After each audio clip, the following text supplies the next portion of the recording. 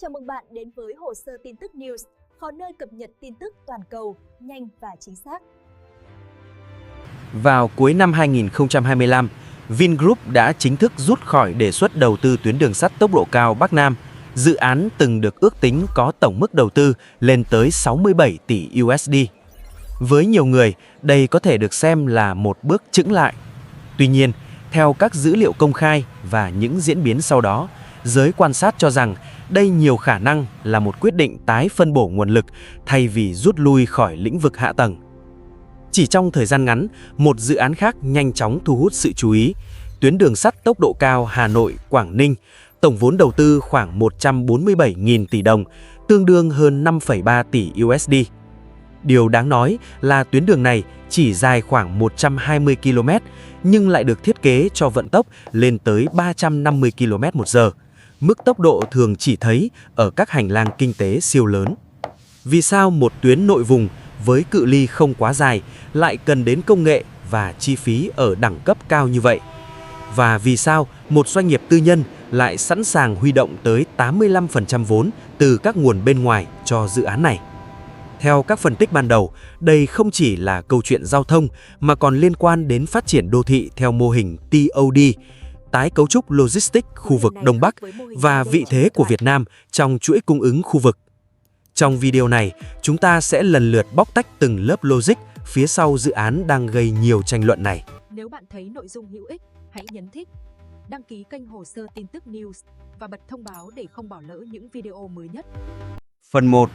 Diễn biến đột phá và chiến lược tái phân bổ nguồn lực của Vingroup. Khi con số hơn 147.000 tỷ đồng được công bố cho tuyến đường sắt tốc độ cao Hà Nội - Quảng Ninh, không ít ý kiến cho rằng đây là một mức đầu tư quá lớn đối với một tuyến đường sắt nội vùng. Tuy nhiên, để hiểu được logic phía sau, cần đặt dự án này trong bối cảnh rộng hơn về chiến lược phân bổ nguồn lực của Vingroup trong giai đoạn cuối năm 2025 và đầu năm 2026. Theo các thông tin công khai, vào ngày 25 tháng 12 năm 2025, Vingroup đã gửi văn bản xin rút đăng ký đầu tư dự án đường sắt tốc độ cao trục Bắc Nam. Dù tập đoàn không đưa ra một tuyên bố chi tiết về lý do, giới quan sát cho rằng động thái này nhiều khả năng nhằm tập trung nguồn lực cho các dự án hạ tầng và đô thị khác đang ở giai đoạn then chốt, trong bối cảnh nhu cầu vốn và năng lực quản trị phải được ưu tiên có chọn lọc. Danh sách các dự án được cho là nằm trong nhóm ưu tiên, bao gồm nhiều công trình hạ tầng chiến lược tại miền Bắc, trong đó tuyến Hà Nội - Quảng Ninh nổi lên như một trường hợp đặc biệt. Chỉ hơn một tháng sau, vào ngày 30 tháng 1 năm 2026, Ủy ban Nhân dân tỉnh Quảng Ninh đã phê duyệt chủ trương đầu tư dự án này, đồng thời chấp thuận Công ty Cổ phần Đầu tư và Phát triển Đường cao tốc Vinspeed làm nhà đầu tư. Theo hồ sơ đăng ký, Vingroup nắm giữ 51% cổ phần tại doanh nghiệp này. Về mặt kỹ thuật, tuyến đường sắt Hà Nội - Quảng Ninh được thiết kế với các thông số rất cao so với mặt bằng chung trong khu vực. Chiều dài toàn tuyến khoảng 120 km, tốc độ thiết kế lên tới 350 km/h, trong khi đoạn đi qua khu vực đô thị Hà Nội được giới hạn ở mức thấp hơn để đảm bảo an toàn. Đáng chú ý, khoảng 96,7% chiều dài tuyến được xây dựng trên cao bằng cầu cạn và cầu vượt, chỉ hơn 3% đi trên mặt đất. Lựa chọn này giúp giảm xung đột không gian đô thị, hạn chế chia cắt khu dân cư, nhưng đồng thời cũng đẩy chi phí đầu tư lên đáng kể. Theo kế hoạch sơ bộ, dự án dự kiến khởi công vào tháng 3 năm 2026 và đặt mục tiêu vận hành thương mại trong năm 2028. Nếu mốc thời gian này được giữ nguyên, đây sẽ là một trong những dự án đường sắt tốc độ cao có tiến độ nhanh so với nhiều dự án tương tự trên thế giới. Tuy nhiên, cần lưu ý rằng tiến độ này vẫn phụ thuộc vào nhiều yếu tố, đặc biệt là công tác giải phóng mặt bằng và khả năng huy động vốn đúng kế hoạch. Một điểm đáng chú ý khác là sự tham gia của các đối tác công nghệ quốc tế. Theo các nguồn thông tin được công bố, Vinspeed đã ký thỏa thuận hợp tác chiến lược với Siemens Mobility. Nội dung hợp tác bao gồm cung cấp đoàn tàu công nghệ cao, tư vấn kỹ thuật và lộ trình chuyển giao công nghệ trong dài hạn. Dù các chi tiết thương mại cụ thể chưa được công bố đầy đủ, việc lựa chọn một đối tác có kinh nghiệm toàn cầu cho thấy nhà đầu tư đang hướng tới chuẩn mực kỹ thuật cao thay vì giải pháp trung gian. Tuy nhiên, nếu chỉ nhìn dự án này như một tuyến vận tải hành khách đơn thuần, sẽ rất khó lý giải quy mô đầu tư và mức độ ưu tiên mà Vingroup dành cho nó. Nhiều phân tích cho rằng tuyến Hà Nội - Quảng Ninh cần được nhìn nhận như một phần trong chiến lược hạ tầng đô thị logistics tổng thể, nơi đường sắt tốc độ cao đóng vai trò xương sống để kích hoạt các giá trị kinh tế khác. Chính từ góc nhìn này, dự án không chỉ phục vụ nhu cầu đi lại mà còn là bước chuẩn bị cho các mô hình phát triển đô thị gắn với giao thông công cộng, cũng như tái cấu trúc dòng chảy logistics tại khu vực Đông Bắc Bộ. Những tác động này sẽ trở nên rõ ràng hơn khi phân tích sâu vào các yếu tố chuỗi cung ứng và địa chính trị khu vực ở phần tiếp theo. Phần 2. Tác động logistics, chuỗi cung ứng và bối cảnh kinh tế, địa chính trị khu vực. Để đánh giá đầy đủ ý nghĩa của tuyến đường sắt tốc độ cao Hà Nội - Quảng Ninh, cần đặt dự án này trong bức tranh tổng thể của hành lang kinh tế Đông Bắc Bộ, khu vực đang đóng vai trò ngày càng quan trọng trong chuỗi cung ứng của Việt Nam và khu vực. Hiện nay, trục Hà Nội, Hải Phòng, Quảng Ninh là một trong những hành lang giao thông và logistics chịu áp lực lớn nhất cả nước. Hệ thống đường bộ, dù đã được đầu tư mạnh trong nhiều năm qua, vẫn thường xuyên rơi vào tình trạng quá tải, đặc biệt trong các khung giờ cao điểm và mùa cao điểm du lịch. Trong bối cảnh đó, việc bổ sung một tuyến đường sắt tốc độ cao được xem là một phương án nhằm tái phân bổ lại dòng vận tải, thay vì tiếp tục mở rộng đường bộ với chi phí ngày càng cao. Theo các phân tích logistics, tuyến đường sắt này có thể tạo ra sự phân tách tương đối rõ ràng giữa vận tải hành khách và vận tải hàng hóa. Khi một phần lớn hành khách chuyển sang sử dụng đường sắt tốc độ cao, áp lực lên các tuyến cao tốc và quốc lộ sẽ giảm, qua đó tạo thêm dư địa cho vận chuyển hàng hóa bằng đường bộ và đường sắt hiện hữu. Đây là yếu tố được nhiều doanh nghiệp sản xuất và logistics quan tâm, đặc biệt trong bối cảnh chi phí vận chuyển đang là một trong những yếu tố ảnh hưởng lớn đến năng lực cạnh tranh. Một điểm đáng chú ý khác là sự kết nối giữa tuyến Hà Nội - Quảng Ninh với hệ thống cảng biển phía Bắc. Theo các quy hoạch được công bố, việc bổ sung các ga trung chuyển tại khu vực Hải Phòng cho thấy định hướng kết nối trực tiếp giữa đường sắt tốc độ cao và cụm cảng nước sâu. Nếu được triển khai đồng bộ, mô hình này có thể giúp rút ngắn thời gian di chuyển của nhân lực chất lượng cao, chuyên gia và nhà quản lý giữa các trung tâm sản xuất, logistics và đô thị lớn. Từ góc độ chuỗi cung ứng, hành lang Đông Bắc không chỉ phục vụ thị trường nội địa mà còn đóng vai trò cửa ngõ kết nối với thị trường khu vực. Tuyến Hà Nội - Quảng Ninh nằm trong tổng thể hành lang kinh tế nối từ miền Tây Nam Trung Quốc qua Lào Cai, Hà Nội, Hải Phòng và ra biển. Việc sử dụng khổ đường tiêu chuẩn và điện khí hóa toàn tuyến giúp tăng khả năng tương thích kỹ thuật với các mạng lưới đường sắt trong khu vực, ít nhất là về mặt dài hạn.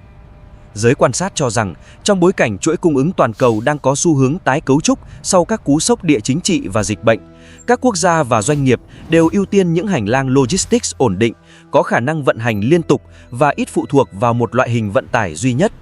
Ở góc độ này, việc Việt Nam đầu tư thêm các tuyến kết nối ngắn nhưng có công suất và tiêu chuẩn cao có thể được xem là một bước đi nhằm tăng khả năng chống chịu của hệ thống logistics quốc gia. Bên cạnh yếu tố kinh tế, dự án cũng thường được nhắc đến trong bối cảnh địa chính trị khu vực, dù cần tiếp cận chủ đề này một cách thận trọng. Tuyến Hà Nội - Quảng Ninh, xét về mặt địa lý, nằm gần các tuyến kết nối quốc tế quan trọng và các cửa khẩu phía Bắc. Việc tăng cường năng lực hạ tầng tại khu vực này có thể góp phần củng cố vai trò của Việt Nam như một mắt xích quan trọng trong mạng lưới giao thương khu vực. Song hiện chưa có xác nhận độc lập nào cho thấy dự án mang mục tiêu địa chính trị cụ thể vượt ra ngoài phạm vi phát triển kinh tế. Một yếu tố khác cũng được đề cập là vấn đề năng lượng và phát triển bền vững. Tuyến đường được quy hoạch điện khí hóa toàn bộ, phù hợp với các định hướng giảm phát thải và cam kết chuyển dịch năng lượng trong dài hạn. Tuy nhiên, hiệu quả thực tế về môi trường vẫn sẽ phụ thuộc vào cơ cấu nguồn điện cung cấp cho hệ thống trong tương lai, cũng như hiệu suất vận hành sau khi đi vào khai thác. Tổng hợp các yếu tố trên cho thấy, tuyến Hà Nội - Quảng Ninh không chỉ đơn thuần là một dự án giao thông mà là một phần trong nỗ lực tái cấu trúc không gian kinh tế và logistics của khu vực Đông Bắc Bộ. Tuy nhiên, những tác động này mới chỉ dừng ở mức tiềm năng. Để lý giải vì sao nhà đầu tư lại lựa chọn tốc độ 350 km/h và mô hình tài chính đặc thù, cần đi sâu hơn vào lớp phân tích về phát triển đô thị và hệ sinh thái kinh tế xoay quanh các nhà ga, sẽ được làm rõ trong phần tiếp theo. Phần 3. Mô hình TOD, bài toán tài chính và logic, khoảng cách thời gian. Một trong những câu hỏi lớn nhất xoay quanh dự án đường sắt tốc độ cao Hà Nội - Quảng Ninh là lý do lựa chọn vận tốc thiết kế lên tới 350 km/h thay vì các mức thấp hơn như 200 hay 250 km/h, vốn phổ biến hơn với các tuyến có cự ly ngắn. Theo các phân tích công khai, chênh lệch chi phí đầu tư giữa các phương án tốc độ này không quá lớn so với tổng mức đầu tư, trong khi tác động về mặt hành vi di chuyển và khai thác kinh tế lại có sự khác biệt đáng kể. Với vận tốc 350 km/h, thời gian di chuyển giữa Hà Nội và Hạ Long được rút xuống còn khoảng 30 phút. Con số này mang ý nghĩa không chỉ về giao thông mà còn về cách con người cảm nhận không gian. Khi thời gian di chuyển giảm xuống dưới một ngưỡng nhất định, ranh giới giữa nơi làm việc và nơi sinh sống bắt đầu mờ đi. Đây chính là nền tảng của mô hình phát triển đô thị định hướng giao thông công cộng, hay còn gọi là TOD. Theo mô hình này, giá trị kinh tế lớn nhất không nằm ở doanh thu vé tàu, mà ở giá trị gia tăng của quỹ đất xung quanh các nhà ga. Các khu đô thị, trung tâm thương mại, dịch vụ và văn phòng được quy hoạch tập trung quanh các điểm trung chuyển lớn, tận dụng khả năng tiếp cận nhanh và ổn định. Trong bối cảnh đó, đường sắt tốc độ cao đóng vai trò như hạ tầng kích hoạt, tạo điều kiện cho các hoạt động kinh tế khác phát triển. Khi quan sát vị trí các nhà ga dự kiến trên tuyến Hà Nội - Quảng Ninh, có thể thấy sự trùng khớp đáng chú ý với các khu vực đang hoặc sẽ được phát triển đô thị quy mô lớn. Theo các thông tin quy hoạch được công bố, một số ga nằm gần các dự án đô thị, thương mại và du lịch lớn. Tuy nhiên, cần nhấn mạnh rằng hiện chưa có xác nhận độc lập nào cho thấy các dự án bất động sản này hoàn toàn phụ thuộc vào tuyến đường sắt, mà nhiều khả năng chúng được phát triển song song trong một chiến lược dài hạn. Từ góc độ tài chính, đây là dự án có cấu trúc vốn tương đối đặc thù. Theo chủ trương đầu tư, vốn chủ sở hữu của nhà đầu tư chỉ chiếm khoảng 15% tổng mức đầu tư, phần còn lại dự kiến huy động từ các nguồn vốn bên ngoài. Cách tiếp cận này phổ biến trong các dự án hạ tầng quy mô lớn trên thế giới, nhưng cũng đi kèm rủi ro không nhỏ, đặc biệt khi dự án do khu vực tư nhân dẫn dắt. Khả năng huy động vốn sẽ phụ thuộc vào nhiều yếu tố, bao gồm uy tín tín dụng của doanh nghiệp, tính khả thi của phương án khai thác, cũng như môi trường tài chính quốc tế trong giai đoạn triển khai. Trong trường hợp tiến độ giải phóng mặt bằng bị kéo dài hoặc chi phí xây dựng biến động mạnh, áp lực tài chính có thể gia tăng đáng kể. Đây là những rủi ro đã được nhắc đến trong nhiều báo cáo phân tích, dù hiện chưa có số liệu chính thức để đánh giá mức độ tác động cụ thể. Một yếu tố khác cũng cần được xem xét là năng lực quản trị và vận hành sau khi dự án hoàn thành. Đường sắt tốc độ cao không chỉ là bài toán xây dựng mà là bài toán vận hành dài hạn, đòi hỏi tiêu chuẩn an toàn, bảo trì và nhân lực rất cao.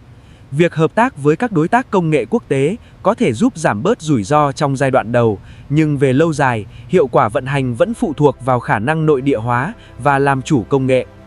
Tổng hợp các yếu tố trên cho thấy, logic cốt lõi của dự án không nằm ở con số 350 km/h, mà ở khoảng cách thời gian mà vận tốc này tạo ra. Khi Hà Nội và Quảng Ninh được kết nối trong chưa đầy nửa giờ, không gian kinh tế của cả khu vực có thể được tái định hình. Tuy nhiên, đây mới chỉ là kịch bản tiềm năng. Việc kịch bản này có trở thành hiện thực hay không sẽ phụ thuộc vào tiến độ triển khai, kỷ luật tài chính và hiệu quả phối hợp giữa các bên liên quan trong những năm tới. Đúc kết: dự án hạ tầng hay phép thử chiến lược dài hạn?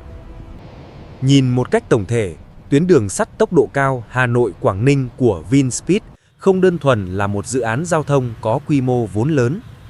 Theo các dữ liệu công khai và phân tích hiện có, đây là một phép thử chiến lược về cách khu vực tư nhân tham gia sâu hơn vào phát triển hạ tầng, đô thị và logistics tại Việt Nam. Ở góc độ tích cực, dự án cho thấy tham vọng nâng chuẩn hạ tầng lên mức cao, rút ngắn mạnh khoảng cách thời gian giữa các trung tâm kinh tế trọng điểm của khu vực Đông Bắc Bộ. Nếu được triển khai đúng tiến độ và vận hành hiệu quả, tuyến đường này có thể góp phần tái cấu trúc dòng di chuyển của con người, giảm áp lực cho hệ thống giao thông hiện hữu và tạo thêm dư địa cho chuỗi cung ứng phát triển ổn định hơn. Tuy nhiên, cũng cần nhìn nhận một cách tỉnh táo rằng đây là dự án có mức độ phức tạp rất cao. Cấu trúc tài chính với tỷ lệ vốn vay lớn, yêu cầu kỹ thuật khắt khe và tiến độ triển khai tham vọng đều là những yếu tố tiềm ẩn rủi ro. Hiện nay, nhiều kịch bản tích cực vẫn dựa trên các giả định và kế hoạch công bố ban đầu, trong khi hiệu quả thực tế chỉ có thể được kiểm chứng qua quá trình triển khai cụ thể.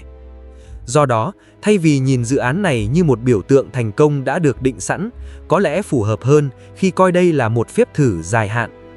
Thành công hay không sẽ phụ thuộc vào năng lực quản trị, kỷ luật tài chính, khả năng phối hợp giữa khu vực tư nhân và chính quyền địa phương, cũng như bối cảnh kinh tế trong những năm tới. Câu hỏi cuối cùng không chỉ là liệu tàu có thể chạy với vận tốc 350 km/h, mà là liệu hệ sinh thái kinh tế xoay quanh tuyến đường này có vận hành bền vững và tạo ra giá trị thực cho xã hội hay không. Đây sẽ là điều cần được theo dõi một cách liên tục và thận trọng.